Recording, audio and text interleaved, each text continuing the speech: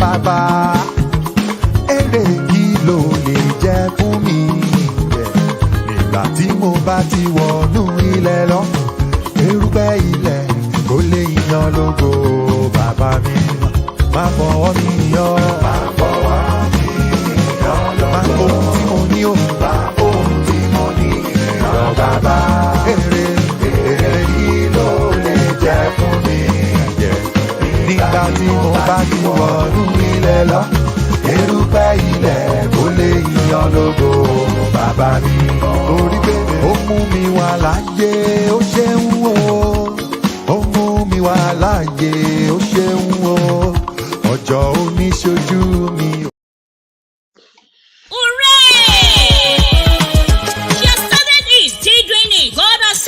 Charity KOA Foundation Evang Oluwaniyi-Asaaju and her best Pastor Oluwaniyi-Asaaju has been doing it together without stress, focusing on supporting women, children, youth, and family in area of fear, anxiety, self-esteem, motivation, depression, mental health and mind, stigmatization, achieving in education, learning disability in children, poverty, parenting, empowerment, counseling, leadership training, prayer, support. Evang Oluwaniyi-Asaaju Foundation celebrating our 50th birthday. The Jubilee celebration is coming up in August 31st, 2024. As usual, charity helps will be given to School for the Blind and other special needs facilities. KOA Foundation will be giving food items and resources to the people. All this will be done with the support of Sacred Heart and KOA Foundation. INT'L is owned by US, both here in UK and Nigeria. For more information, +44 7395 433648. KOA Foundation, wishing hope for women.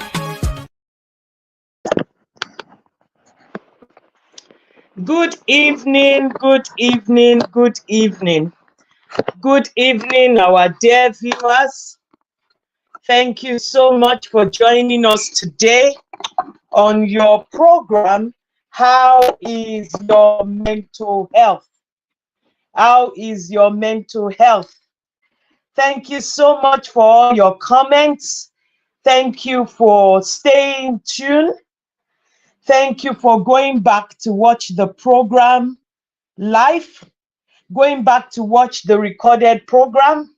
Thank you for joining us live. And thank you for putting down questions. Oh my God, I've received so many questions, so many calls, and so many people have gone into our website to actually drop questions, to actually say they would need, counsel or understanding more on how to support anyone going through, mental health challenges, anyone that is faced with some difficulty or the other relating to mental illness or mental health. Tonight, I am going to do a slightly different thing on this program, How is Your Mental Health? Because we don't want our viewers to think that we are ignoring them. We are not acknowledging their followership, or we're not taking the questions that they're asking, or we're not responding to the phone calls or to the text messages. We are here for you, and it's because of you that we come live every Sunday at 7 p.m. UK time to give you information, to motivate you, to support you, and to also signpost you as needed with areas that you might be encountering challenges in relation to mental wellness, in relation to the title of our program, How is Your Mental Health? In relation to accessing support, accessing professional support, professional help for mental wellness. So I have a few questions today, which I have taken both from Facebook comment page, both also from our website, KOA Foundation website. I've seen some questions there. And also there's some questions from phone calls, text messages directly to the phone number which we use for this program. People have dropped their questions there. I've spoken to quite a few people as well who were The lucky. problem is the time. You see, I got many radios around, but they have a load I'm missing now. We're live on the program.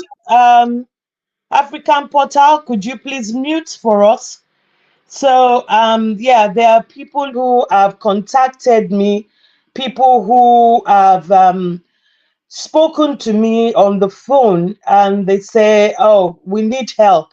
You're doing a fantastic job, and you are you're educating the people. African Portal, are you joining us or you are busy? Because I feel a bit distracted. Sorry, So that we sorry, can sorry, continue with the sorry program. about that. All right. I'm joining Okay. you. All right. I'm That's just in the midst. I'm just in the midst of something earlier on, but okay. All right. I just want us to quickly look at the previous weeks. There's a lot of Yes. questions coming up, and a lot of people want to really understand. Some people believe that when we are talking about mental health, it's based on understanding of different people. Some people believe that there is nothing like mental health. The challenges is lack of money.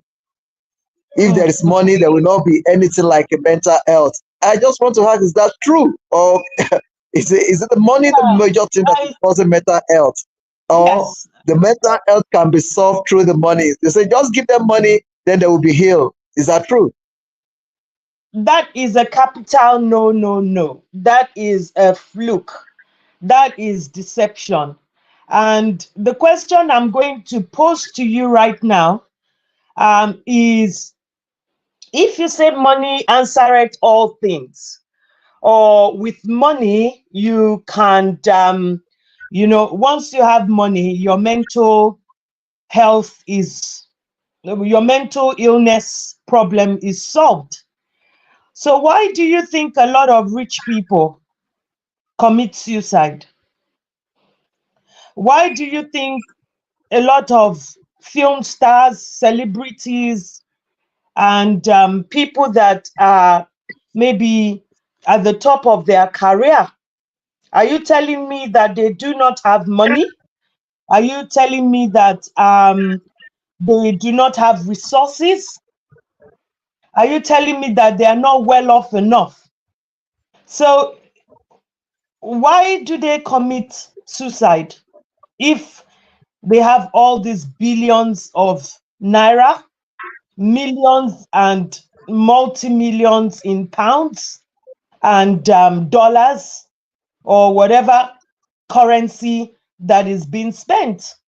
Last week, when I was talking about mental wellness with our guest, Princess, we looked at, we touched a bit on it, that a lot of rich people, in fact, a lot of people will tell you in the secular world, when we are discussing that, more, more, more rich people, accomplished people, go through mental illness more than the average, man on the street, more than even the poor people that do not have economic power or do not have, financial power.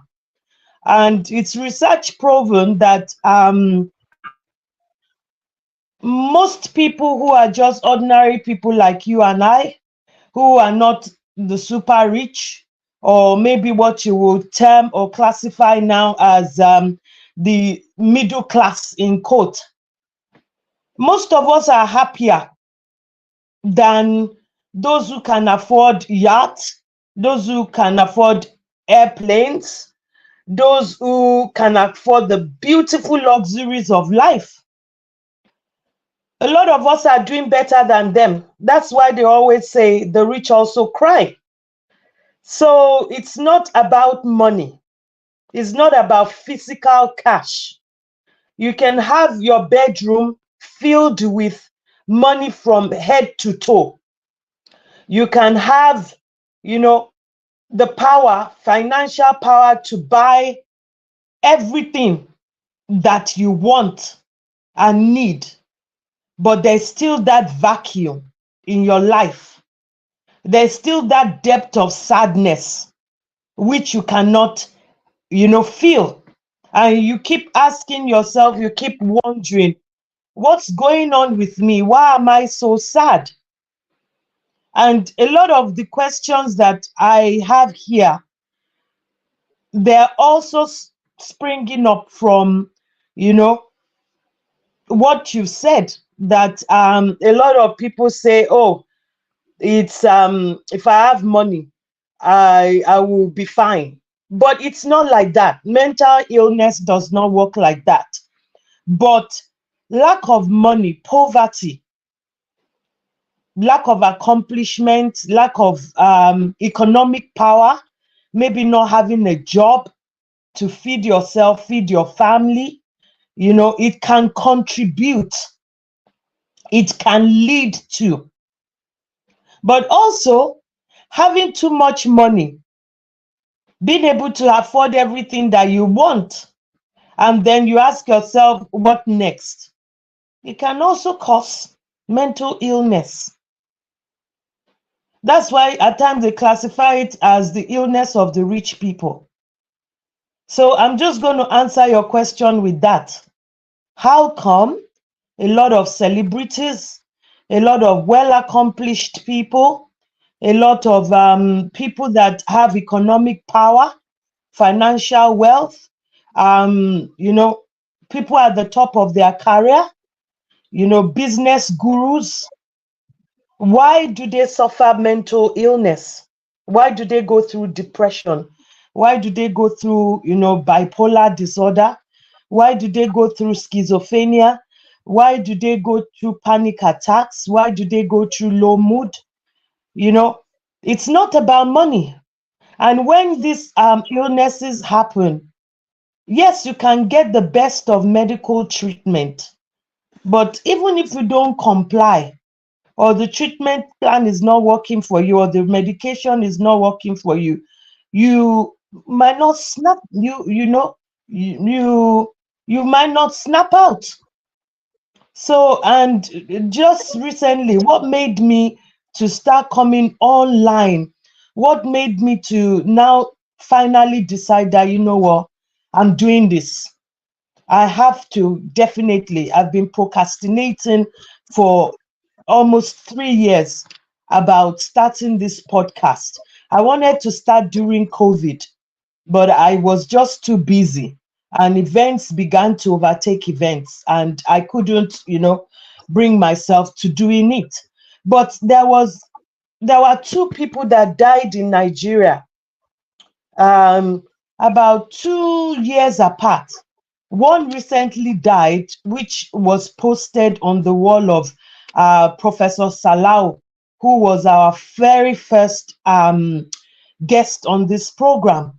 And when I read the brief, when I read his post, I just told myself, I said, you know what, we need to start saving lives.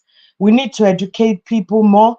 We need to create awareness, and we need to give people that space to be able to talk. And that is why I decided, together with him and some other people who have NGOs like me, and their NGOs do quite a lot of work, extensive work on mental health, and mental wellness. We decided, what, we're going to break it down. Every podcast that we have, Sunday podcast, we bring topics. We start from defining, what mental health, mental wellness is, and then we take it from there. And trust me, even as African Portal said, because they also co-host this program, his inbox is overflowing with questions. His inbox is overflowing with salutation. People saying that they are very blessed by the program. They are indeed grateful that they can identify. And as I said, people dropping their questions. So yeah, anybody can go through mental illness. Anyone can go through mental challenge. And it's not about snap out of it. It doesn't work that way, because a lot of Africans, especially Nigerians, believe that, you know, when you say you're going through mental health challenge, or you're going through depression, which is the most common one, when you're going through depression and you like confide in them or tell them that you have depression, they look at you and they're like, you are just an attention seeker. Or they're like, snap out of it. There are bigger issues to be discussed, or there are bigger issues to be faced. But as we have said, everyone is wired differently. Everyone is wired differently. Everyone is different in their makeup, in their anatomy and physiology. Everyone is different. You can't compare Mr. A to Mr. B. You can't compare child A to child C. You can't compare, mommy B to mommy D. No, we're all wired differently. What I'm able to, um, what I'm able to pass through, and I am, my strength can take it, my body can withstand it, my emotions can bear it. Another person might be faced with such challenge and they completely break down. So that's why I said we're all wired differently in the way, God has created us, in the way our anatomy and physiology is. There's some people, they can't be in an environment where there's blood. They'll freak out. And there's some people that, they're ready with their mop, with their, broom and packer and everything. And if there's, blood everywhere, or there's, human parts, they'll pick it and shake off their body and they move on. So everyone is wired differently. What I can withstand, my sister might not be able to withstand it, but we are from the same womb. So even if you are twins and you are monochorionic twins, identical twins sharing one placenta, it doesn't mean that what Taye can't, cope with, Kehinde will be able to cope with it. These are people who share the same placenta. So everyone is wired differently. And that's why I said we should not be judgmental. Mental illness is not an illness where you say, oh, just snap out of it. Snap out of it. Please, you are attention seeking. And there are other important things to be discussed. And people will not take you seriously until you then start spiraling down the line. And that's why the rate of suicide is very high, because people judge those that are having mental breakdown, especially men. And we spoke about that in our first two, segments, that we've had. And we discussed it. We went down, into evidence-based research and statistics that men try to hide their feelings. They hide their emotions when they are going through depression, when they are going through mental challenges.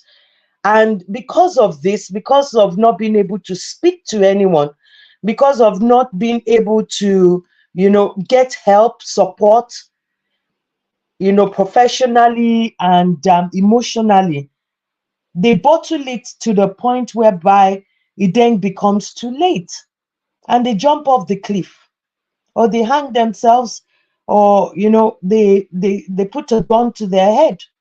Just like I said, 2 years ago, I read a very pathetic story of someone that I actually do know.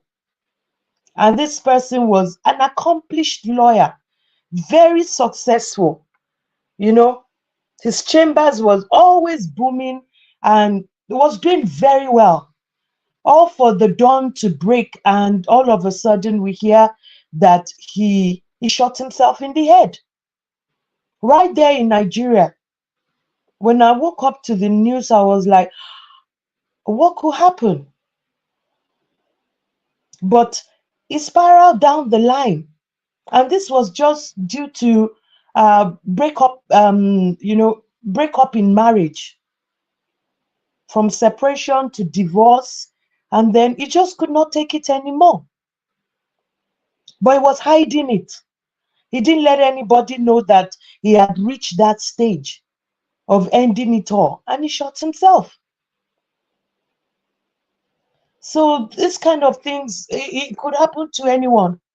And there was also another story which is known to me, but a friend of a friend whose son killed himself. He actually lit himself. He lit himself up. He poured gasoline on himself and he just struck the match. And that was it. And, people had to ask the parents that, has this person been showing signs? Have they seen anything in him that was quite unusual? Did they see anything that cues that they could have picked up, things that he was doing? But it was too late. And that's why we always have to be sensitive to people around us. So today I'm just going to take a few questions from Facebook page, from our website, where people dropped both comments and also asked question, because we have a question and answer link, whereby once you drop your question and you follow the link and you kind of put down the key factors of what we want you to put, it comes instantaneously to our phone and we're able to read it. And as those questions were coming, I was actually writing them down that, in due course, I would answer them. And when we do have guests on the show, I would also tell them to do justice to it. The first question somebody asked is, how can you identify someone going through depression? That is a very fantastic question. And I want to really appreciate this person for asking it. Here in the UK, because of my background and my knowledge, and it's not just circular knowledge. As I already mentioned, I'm in the healthcare profession. And I work very closely with people, and also I work in a team where we do a lot with regards to mental wellness, mental illness, and also we assess people's mental health.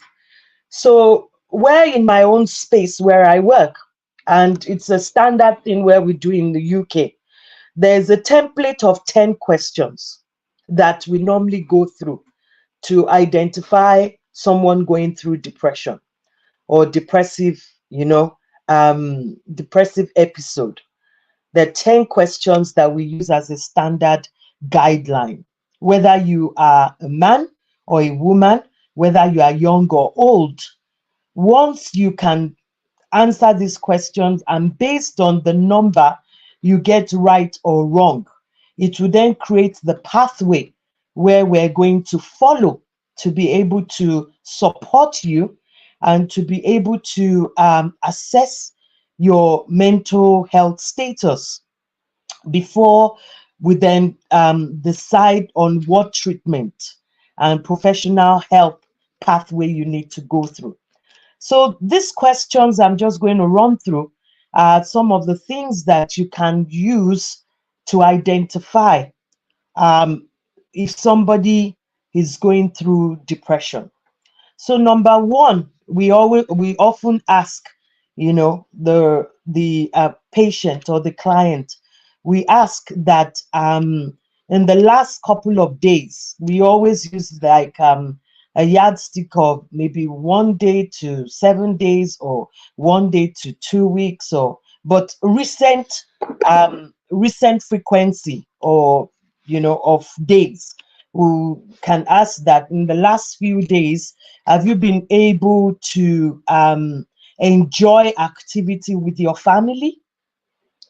Have you been able to take part in activity? Have you been able to enjoy, activities with your family?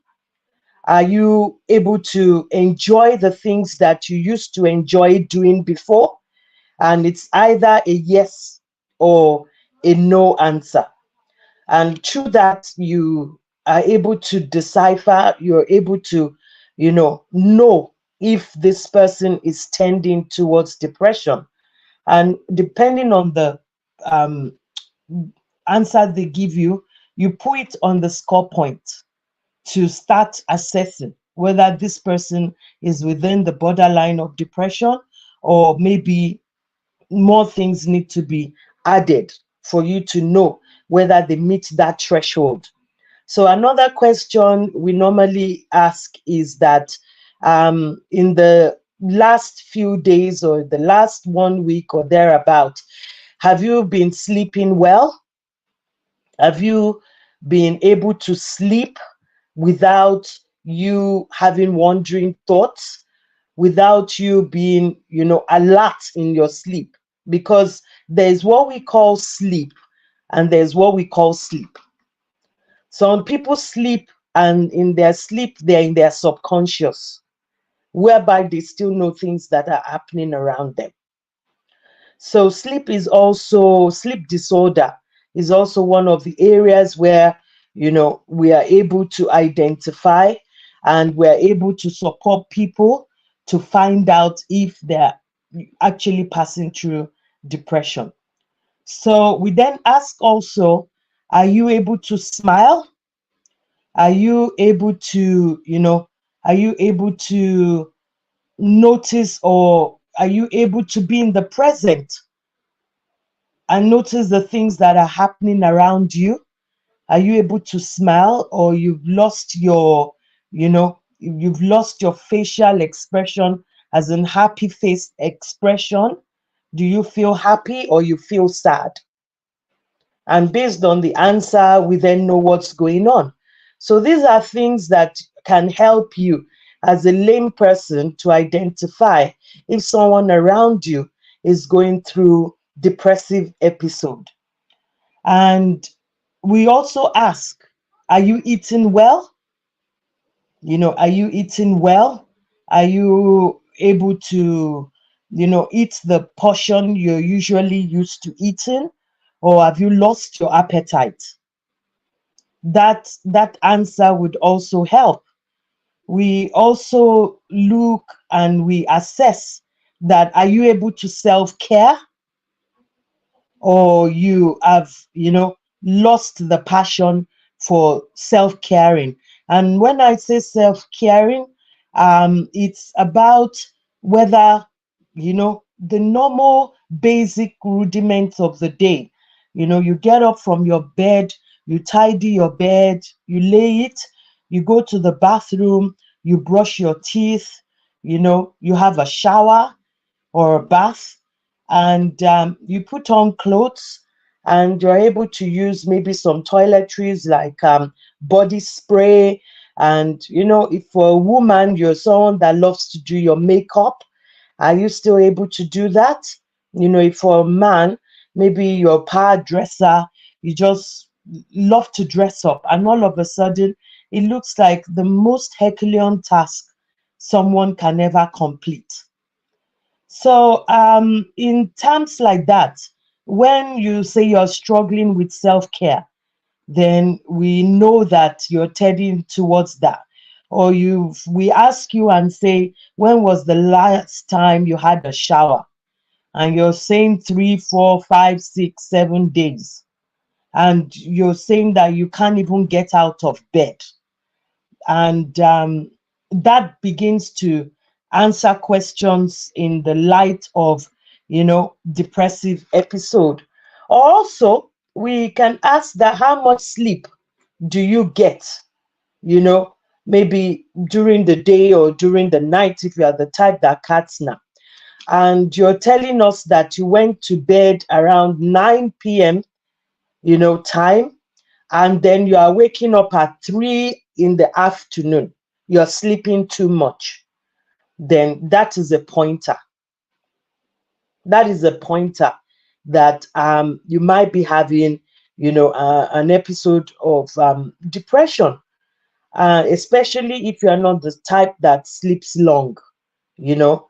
And 9 p.m. to 3 p.m. is quite an extensive time to be in bed. So those kind of things would help you to, analyze and to see, from the statistics and the graph and the template that there's some elements of depressive disorder in it. And another thing to watch out for is, are you socializing? Are you meeting your social needs? Or you have become very withdrawn? You are, you keep to yourself. You are in your own space more than necessary. You are afraid of going out, stepping out, socializing. And if you're someone that used to be maybe more of a social person, you attend parties, you attend social events, and all of a sudden you shut down. You don't want to see anybody.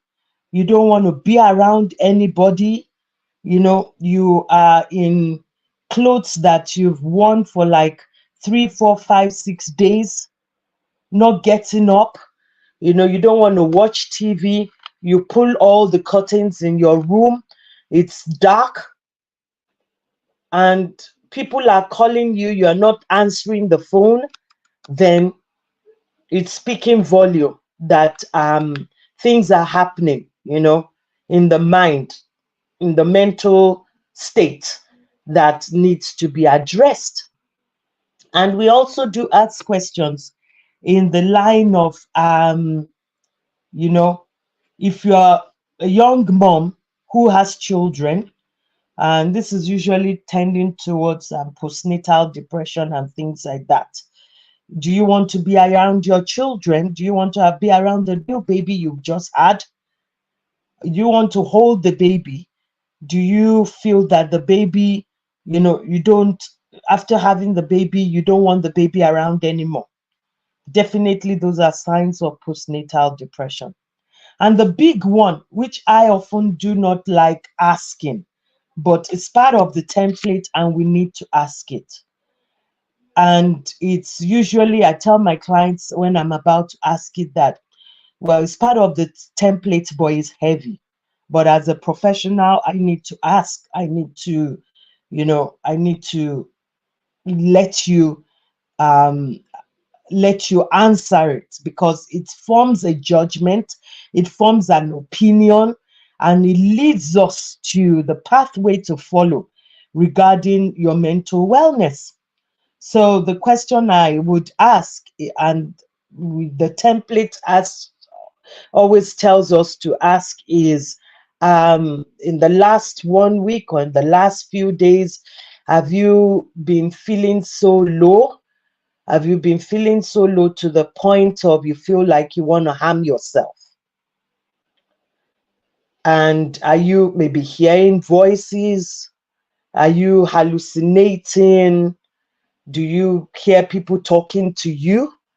Or do you feel so low to the point that you feel like worthless? You feel hopeless? You feel like there's no help out there? If you, whatever answer the client gives, and at times, if you are a professional that's been doing this work for a long time, or maybe you're someone that you are well in tune with other people's feelings, and you're very sensitive to your environment and people around you, you would see between 2 minutes, you would have done the checklist in your head, and you would be able to just take one look and observe and say, this person is depressed or going through depression.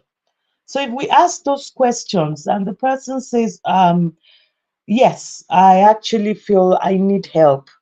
I feel hopeless. I feel helpless. And I'm in this very dark place whereby I'm not seeing things as other people are seeing it. And my sense of judgment is beclouded. And I just feel like ending it all. Then it's a red flag. It's a 1000% red flag that this person right now needs help. And we will be signposting, we will be supporting, we will be making sure.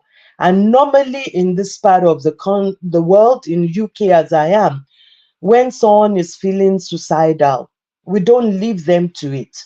We don't say, come back tomorrow. There is a pathway, that you can access straight away to see the healthcare practitioner. There are people to support you. There are people to visit you at home, even more than once a day, to ask about your mental state. And there are professionals you are referred to immediately that will be seeing you, that will be putting you on medication, that would be straight away going into therapy to get to that root, as in, how did this get so bad? So for any layman on the street, if you, as you have said, how can I identify someone who is going through depression? Those points that are mentioned are very, very important. Whether the person is young, whether the person is old, male or female. And last week I said I'll be continuing the topic on mental wellness and children. And this template, which I've just recounted, which is the Edinburgh Depression Scoring Scale, I want to believe every mother should be able in their head to have that template at the back of their mind and watch their children very well, especially school-age children, secondary school, university, usually midpoint primary school to the end. You need to be able to, have eyes at the back of your head to understand what your child is going through, and also their emotions. Because nowadays, bullying is very high on the threshold in school. I was still discussing it with my daughters yesterday about bullying and its effect, the trauma, the emotions that, it causes in children. So school environment, peer pressure can lead our children to depression, panic attacks, anxiety, whereby they start to withdraw. Things they used to like to do before, they don't want to do them anymore. You ask them to come sit down in the living room, they isolate themselves in their bedroom, they just don't want to. And maybe in the morning, you wake them up, it's time for school, they drag their feet or they say they're not going. And you start to wonder what's really going on. That's why I always tell mothers, be an intentional mother, be nosy. Yeah, your kids can say you're nosy. My kids tell me that I'm very nosy. And they're like, Mom, mind your space. And I'm like, in my house, that's not going to happen. I'm in their hair, I'm in their face, I'm eavesdropping what they're saying, I'm going to their room, You know, at times when they're there, when they're not there, I'm searching their pockets. I just want to know everything going on. And I watch them very well when we're talking, watching telly together, or having family time. Is this smile coming from deep down? Is the smile fake? If my child is spending too much time in his or her room, I get concerned. And I say, you know what, you need to come downstairs and be with the family. If they're at home for too long during holiday, you know, at times it can be overwhelming for parents because, I mean, 6 weeks, 7 weeks holiday. You can't get that much time off work. So there are times they will have to be in the house by themselves. You go to work, you know, in between you have holidays, maybe staycations, or you travel overseas. What do? When I go to work and my kids are on holiday, you know, I go work maybe 1 day, 2 day, third day. Even if I'm coming back from work, I can call them and say, put your shoes on. I'll call you when I'm downstairs. Come and meet me. Even if it's just a ride to the supermarket, even if we don't need anything, I just want to take them out. You know, being in that enclosed area can actually affect their mental wellness.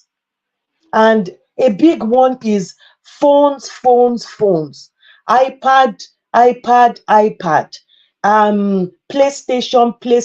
PlayStation. You know, all those electronic gadgets.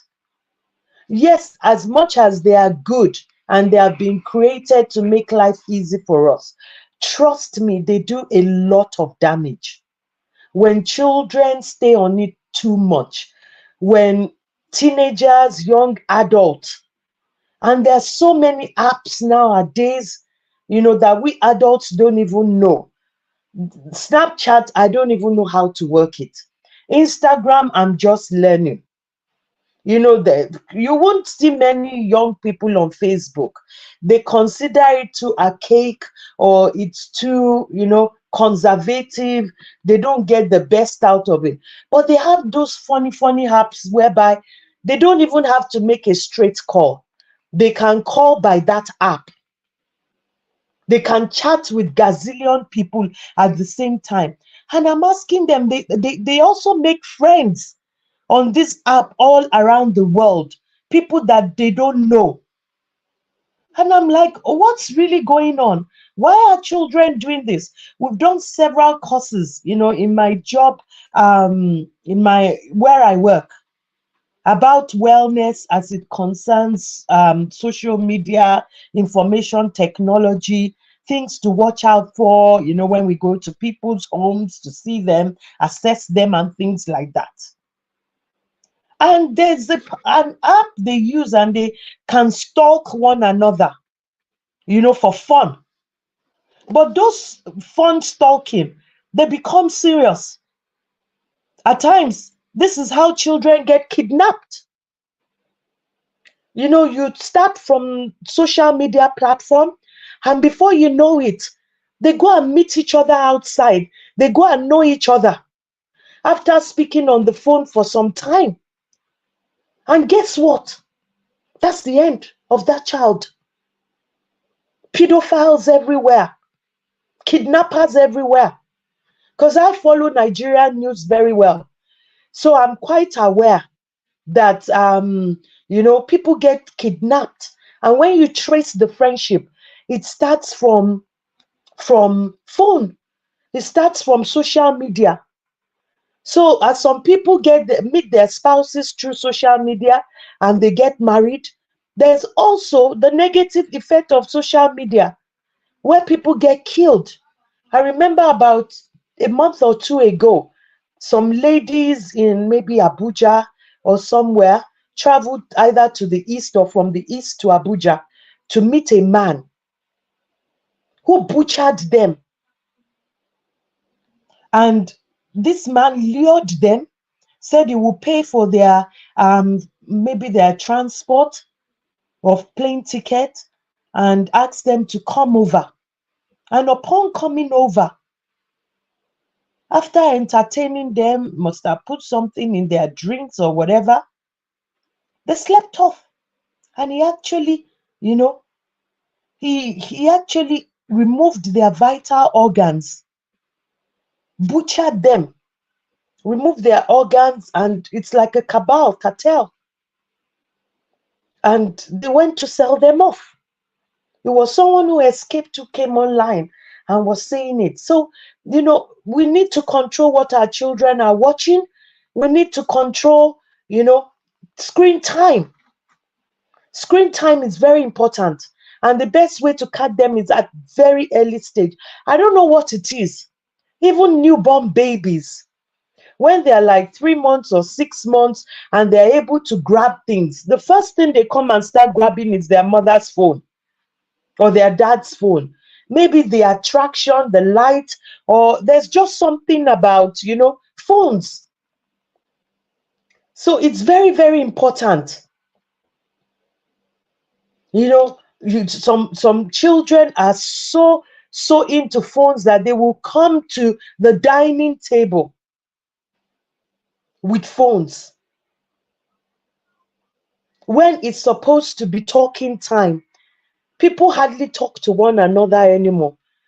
One day I went on the train and I just decided that day, to look at people sitting down on the train and see how many people were actually reading. Maybe a novel, maybe newspaper, maybe fair enough. Some people read on Kindle, the electronic book, the electronic book way of reading. But in the carriage where I was in the train that could sit about comfortably 25 to 30 people, out of 30 people, I could say that 24 were on their phones till we traveled 45 minutes. Only about 3 were reading and 2 slept off. And I reflected on that till I got to where I was going. And I'm like, wow, the world has changed. Please, today, be an intentional father, be an intentional mom. Try and be involved more, with what your kids are doing, especially on social media. Try and, try and acknowledge screen times. Try and use that to control, parental control. It works more with younger children. When they start getting to like, teenager age, 13, 14, 15, 16, and things like that, it gets harder. But there's always what we call law of positive reinforcement. And there's always consequences for bad behavior. Kids hate it when you take their phone away. But you know what? You have to be an intentional mom or dad to be able to bring up your child the right way. So mental wellness in children is very important. And one of the ways to actually support them and make sure that their mental health is good is through acknowledging, electronic gadgets, equipment, information technology gadgets, and saying that this is where you draw the line. Because they can go on and on and on from morning to night. And when you now call them or they come and sit down, when you break them away from it, you can see some signs that it actually affecting their mental health. At times you talk to them, their trail of thoughts is distorted. They look tired. When they are meant to sleep during the night, they don't sleep because they're on their phone. Then they sleep throughout the day, especially during holidays. And then okay, something is going on. And for kids, especially boys who play all these video games, we need to pray for them, and also not only prayers, we need to call the shots. Let the parent be the parent, let the child be the child. Let not the child be the parent or turn it upside down. When it's a no, it's a no, emphatic no. When it's a yes, it's a yes. And when it's a yes, there's limitation. in timing. Honestly, if you go through Google, if you go through newspaper, print and electronic, the amount of damage that this PS4, these games have done to a lot of homes, to the point of suicide that these children are committing. I was following a platform in America where computer games have actually ruined homes. Some kids will play this game so much that from level 1 to level 2 to level 3 to level 4 to level, they are playing with different people around the world. And as PS4 is leaving, PS5 is coming, they'll buy it, PS6, PS7, PS10, whatever. Every year they change them. And when it's I think Black Friday sales or something like that, the store is cleared. All those games have gone into homes. And then you start hearing stories that, stories that bring tears,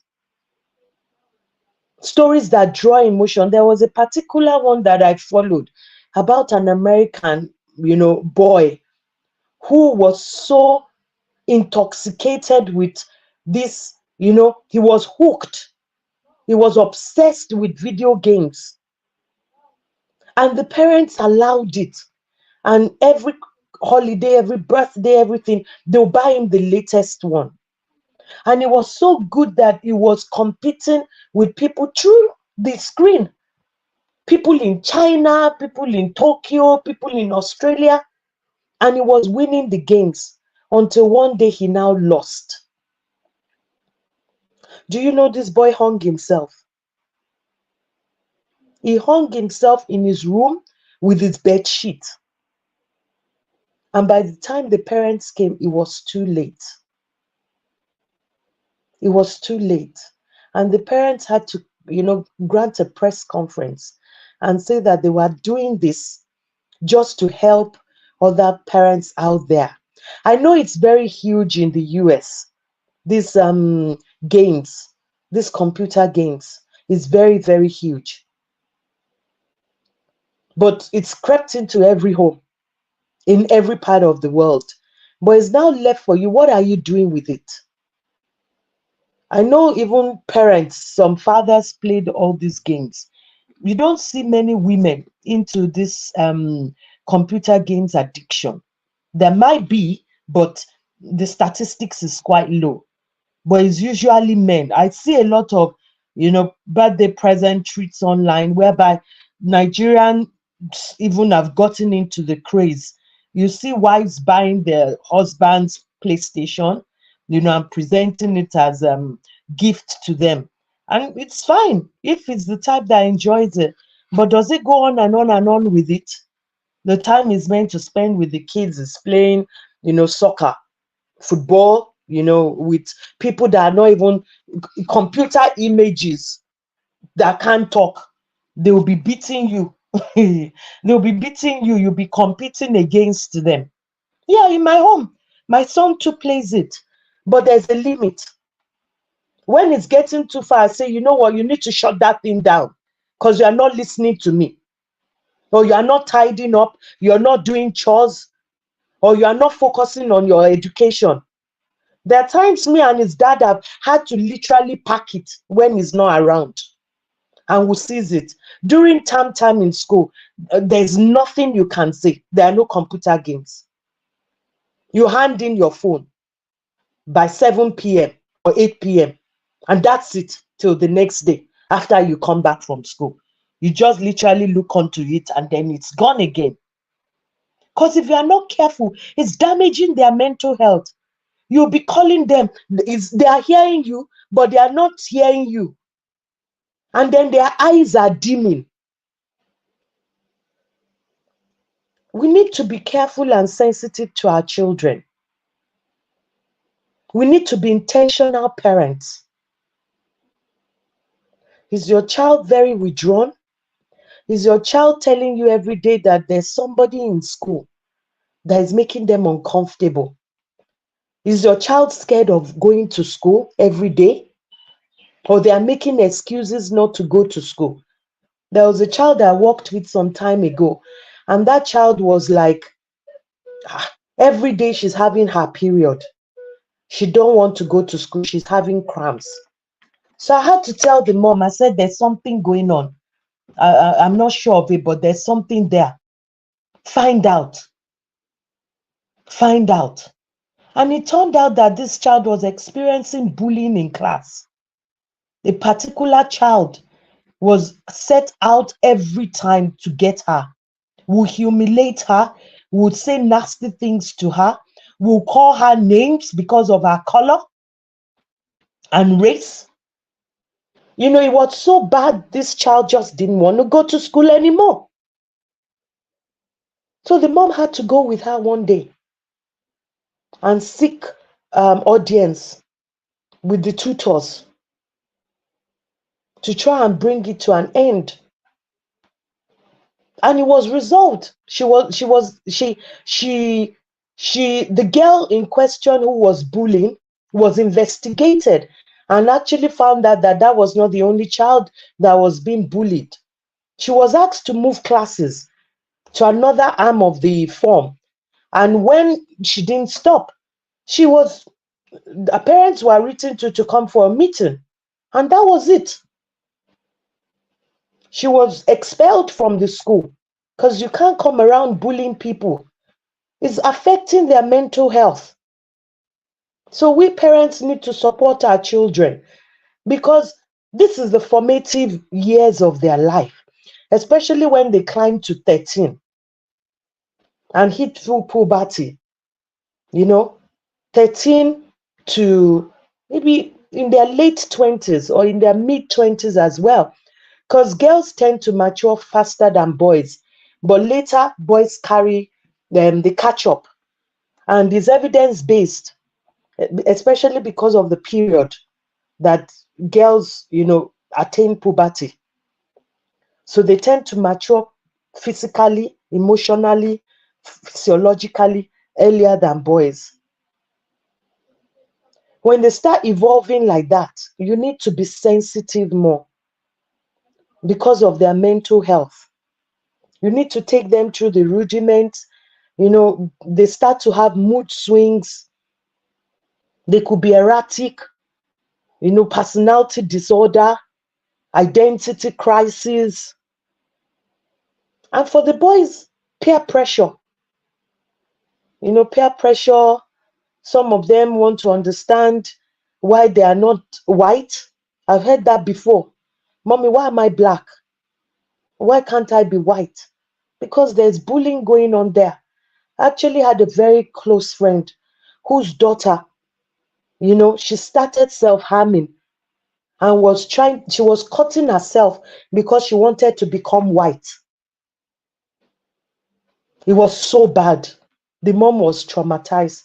They got her straight into therapy, to try and understand the color of her skin and why she's like that, beautifully and wonderfully made. But honestly, it took a long time.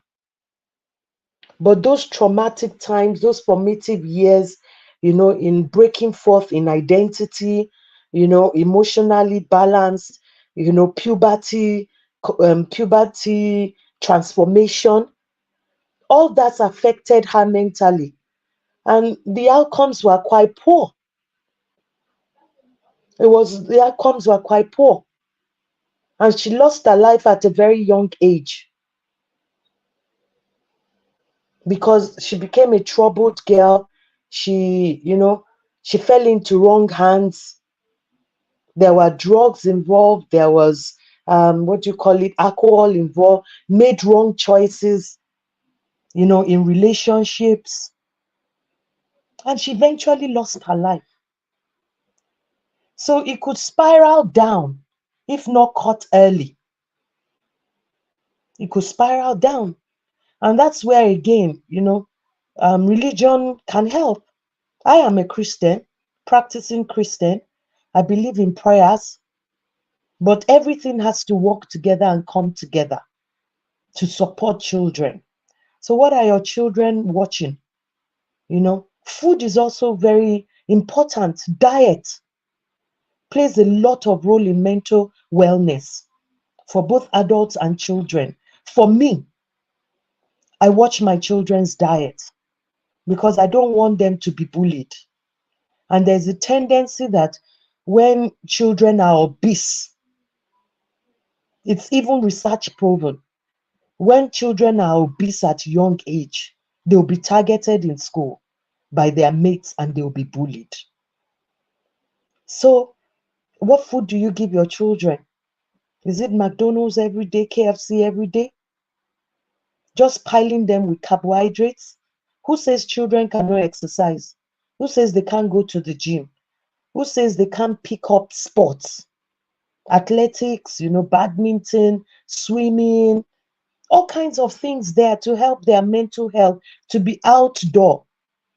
We're still very lucky in Nigeria and a lot of African countries that we don't lock our children indoors. We allow them to go out. There's a neighbor there, you are friends, you talk across the fence. But here in UK, you can actually live in a neighborhood for 15 years and still you don't know your neighbors or they don't knock on your door. It's very lonely because everywhere we go, we have to be protective of our children, and it's the way the country is. It's the way the country is. The country is not in such a way, the dynamics is not socially encouraging. You have to go out of your way to socialize. So what am I saying?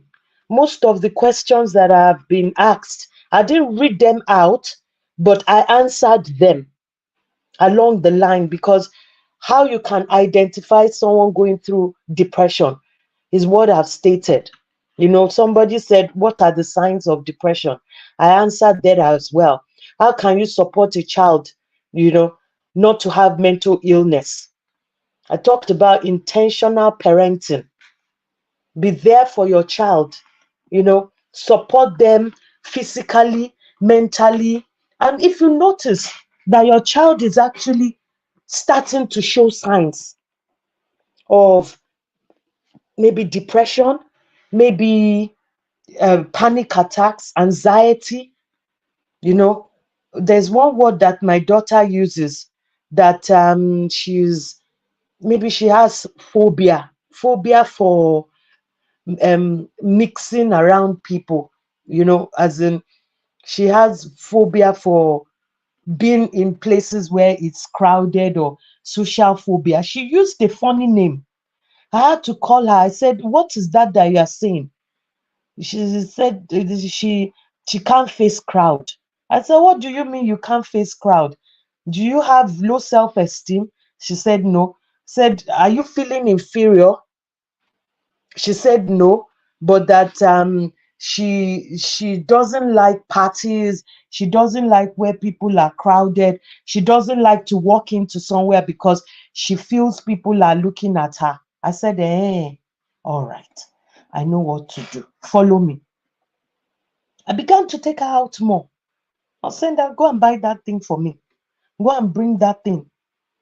Social networking.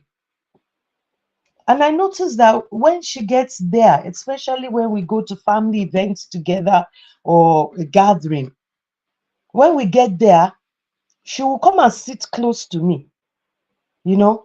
She will be quiet, especially when she sees people are age mates. A girly thing. And she sees girls maybe from her school or from another school. She's quiet. And her sister too will sit next to her. They'll be chatting, not knowing that I'm watching them. But as time goes by, she started to loosen up. But if I was not attentive, if I was not being intentional, I could have missed those cues. And gradually it could slip down into, having inferiority complex, or maybe, she socially withdrawn. And then it will lead to not having friends, and then create a lonely space. So there's so many things that children go through, and puberty, menstruation is a very big thing for them. Menstrual cycle. Some start to exhibit, mental breakdown, mental illness, mood swing, low mood, irritability once they start their period. And that is it. If as a parent, especially a mom, you don't show interest, you don't support them. Because I, as a person, oh my goodness, I grew up with severe dysmenorrhea and menstrual cycle problems. It was really bad. And I prayed my heart out that none of my girls will go through it. It affected me so badly. And here was my older sister and younger sister. None of them. Mine was so bad that I would have to be admitted in hospital. And 5 days I might not go to school. And I began to take cues. They told me that, oh, after I have kids, it will go. Mine didn't go. But I adopted strategies over the years, to manage it, to just, over the years, with prayers, with self-discipline, with diet, so many things came into play. And I still go through it. And I made the people in my house aware that, you know what, there's some days of the month that I just want to be left alone. I just want to, take it easy. And they know when it's coming. And they're like, okay, mommy, we understand. But because I paid attention to it and I made people around me know, they were able to support me more. So we all have our silent battles. We have our different things that affect us. But we have to support one another. And that's why we say, watch out. How is your mental health? What areas, do you think you need support for? What areas can you be signposted to see professional help? Are you the type that you're always moody? Are you the type that you're always sad? And you don't know what is causing that sadness? Or today you are high, tomorrow you are low? Like a bit of personality disorder. And people don't really understand you. Casting aspersion. We still talked about stigmatization last week. There are ways around this thing.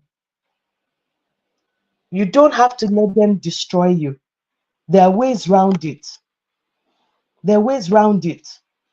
So on this segment today, how is your mental health? I hope that you've gained quite a few things. For the 5 questions that I had before me, I've been able to do a bit of justice to it. Be sensitive to people around you. Fathers, mothers, be sensitive to your children. Look at the trend in them. Look at what is going on with their dynamics. Encourage them to talk. Encourage them to spend time with you. Encourage them to be present. Because that's also a question that we ask. Do you go into your past a lot? Do you think about what the future holds? When you're not living in the present, there's a bit of thing going on with the mental health. And it's so easy to slip into the past or project into the future, which you don't know. Nobody knows the future. We all sleep and wake up by grace. And that grace is from God. So you cannot beat yourself blue and black and ask yourself to go into time. Like this movie I'm watching with my twins. They dragged me into it, Supercell on Netflix. And it's quite interesting. You can't go into the future, especially it's only if you have superpowers that you want to know what will happen to you in the next, 1 day or even 1 week or even 1 year. So we're telling ourselves we have to be there for one another. It's like a tree with branches. We have to hold one another together. Fathers, mothers, hold your children, support them till they can stand on their own. And even after they can stand on their own and then become parents themselves, you still support them. You support your children, you support your grandchildren. And these are key things, nuggets to know. Because as Princess said last week, mental wellness starts from the brain, the head. If the head is not okay, every other part of the body cannot be okay. And the head, the brain, is an organ, just like every other organ in the body. And I always like to use the analogy of, orthopedic part of orthopedic part of the body, as in the bones, and suffering an injury that has to do with bones.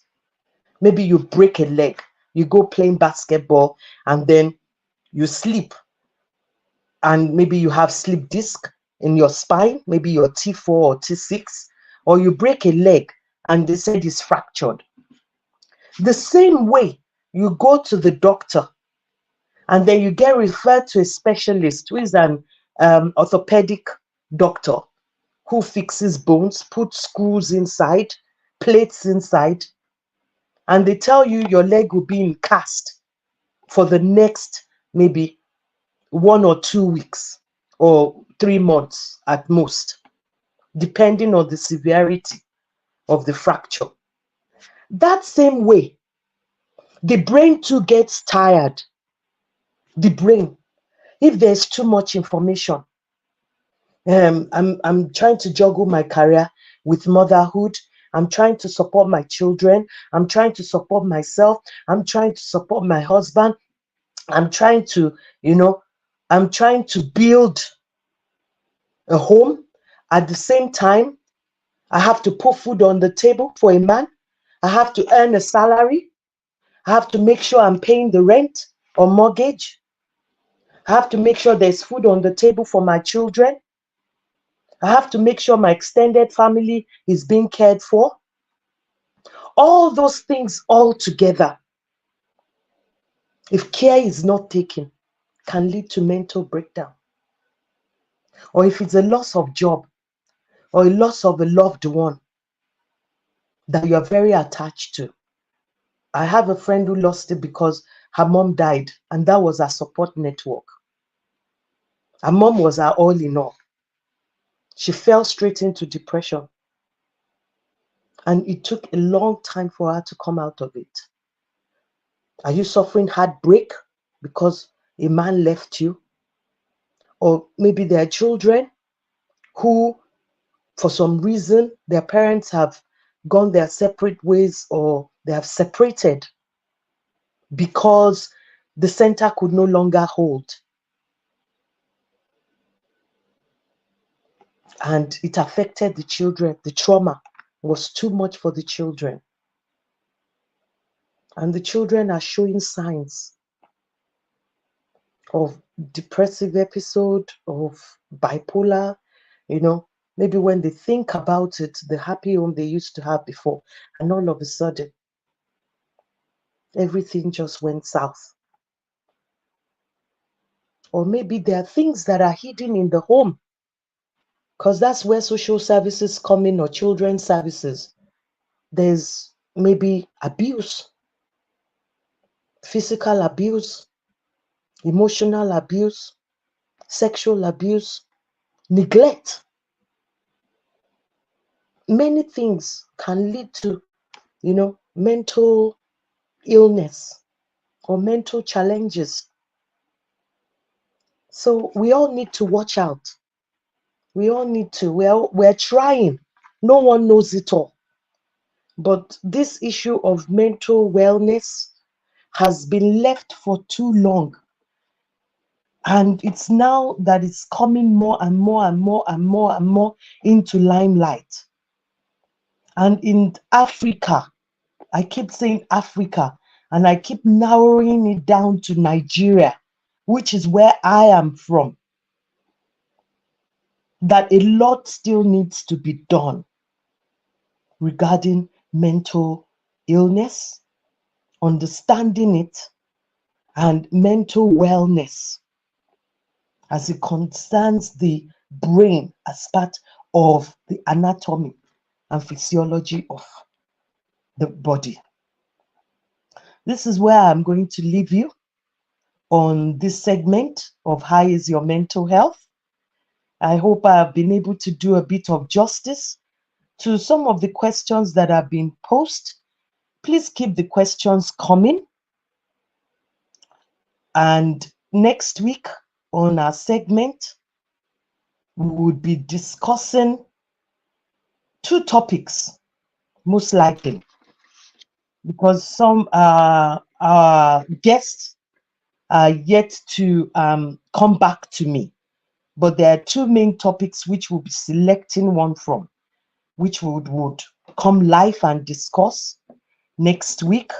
We want to look at mental illness and drug abuse, which is very huge in our society all over the world. The effect of drug abuse or the effect of drugs on mental wellness. It's very important we look into that. And people have literally spoken to me and said, what's my opinion?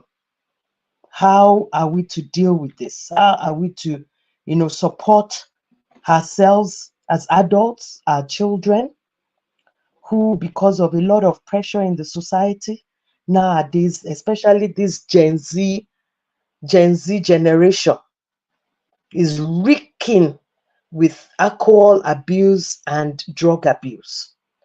I will be bringing a guest to this show on Sunday who would come and talk extensively, because she has an NGO that does a lot of great work in the area of drug abuse. This is where I draw the curtain tonight on how is your mental health. Till I come your way next week, my name is still Toyin Oluwaniyi-Asaaju, founder, CEO of KOA Foundation. My passion is mental wellness. My passion is to talk about mental health. And I want you to know your mental health is important. Look after it, because without having a sound mind, there is nothing anyone can achieve. Till I come your way next week, African Portal, thank you for supporting us. Thank you for partnering with us, even to do this great work of educating people with regards to mental wellness. I wish you a very good week ahead, and it's bye for now. Thank you.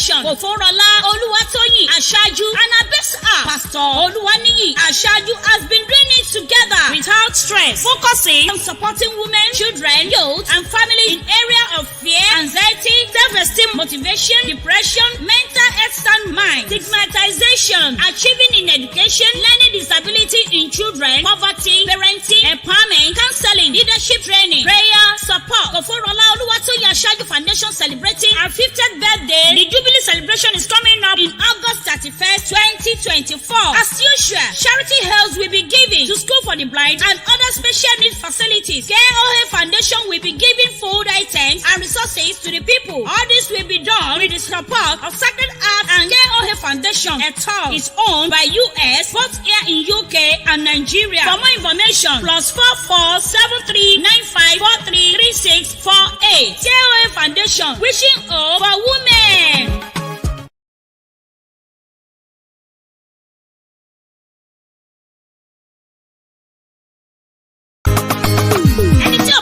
Jọ̀bọ̀ lápá kò lè dáṣà mú kíọkíọ. Èyí ló mú KOA Foundation Òfóróọlá Oluwatoyin-Asaaju pẹ̀lú olùrànlọ́wọ́ rẹ̀ Pastor Oluwaniyi-Asaaju ní àfojúsùn nípa ríran àwọn obìnrin lọ́wọ́, àwọn èwe, àwọn ọ̀dọ́ àti ọ̀pọ̀lọpọ̀ ìdílé lọ́wọ́ láyìíká pé kí wọ́n má fàyè gba ẹ̀rù, ìrònú àbájì láàyè. Ṣé ọrọ̀ ajé rẹ ò gbé pẹ́lí? Kí ló fẹ́ fi ìrònú dorí ara rẹ rú sí? Ìṣòro nípa ẹ̀kọ́, bí a ṣe ń tọ́jú àwọn àkàndá tí a sì ń kọ́ wọn ní ẹ̀kọ́ tí wọ́n fi ba ẹgbẹ́ pé lọ́jọ́ iwájú. Gbígbógun ti ìṣẹ́ òun òṣì, ìrónilágbára, gbígbani ní ìmọ̀ràn nípa bí a ṣe lè gbé ilé ayé, ẹ̀kọ́ láti di adarí rere lágbàáyé tí a sì ń kọ́ni bí a ti ń fi àdúrà yanjú àwọn ìṣòro tó bá kojú ẹni. KOA Foundation Òfóróọlá Oluwatoyin-Asaaju Foundation ti ń ṣe bẹ́ẹ̀ tẹ́lẹ̀, kò rẹ̀ wọ́n kò sì ní rẹ̀ wọ́n nípa nínú ọwọ́ rẹ̀ pẹ̀lú ayọ̀ láti fi sọrí 50 ọdún tí a bí ìyá wa Òfóróọlá Oluwatoyin-Asaaju, tí a ó sì pín àwọn ẹ̀bùn rabandẹ̀ fún àwọn àkàndá nílé ẹ̀kọ́ wọn pẹ̀lú àwọn ohun amáyédẹrùn tí wọ́n nílò. Ìyẹn nìkan kọ́, àwọn obìnrin, àwọn èwe àti àwọn ọ̀dọ́ yóò jẹ àǹfààní ẹ̀bùn oríṣiríṣi bíi tàtẹ̀yìnwá, èyí tí yóò wáyé ní ọjọ́ 21 oṣù kẹjọ ọdún tá a wà nínú rẹ̀ yìí. Ekudi ó gbọ́ kó sọ fún toko, káàdùn ó gbọ́ kó lọ rò fún ọbẹ̀.